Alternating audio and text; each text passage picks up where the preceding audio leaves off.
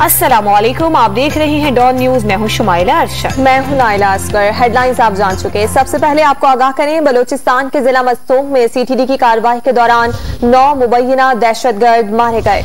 महकमा इंसदाद दहशतगर्दी ने मस्तूंग के इलाके रोशी में खुफिया इत्तला पर ऑपरेशन किया। सीटीडी तर्जुमान के मुताबिक फायरिंग के तबादले में दहशतगर्द हलाक हुए।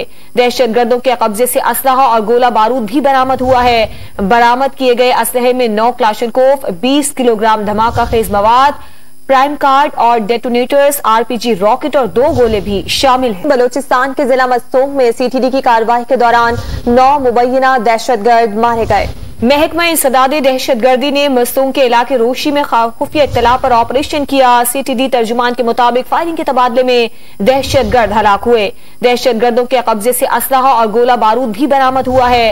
बरामद किए गए असलहे में 9 क्लाशनकोफ, 20 किलोग्राम धमाका खेज मवाद, प्राइम कार्ड और डेटोनेटर्स, आरपीजी रॉकेट और 2 गोले भी शामिल हैं।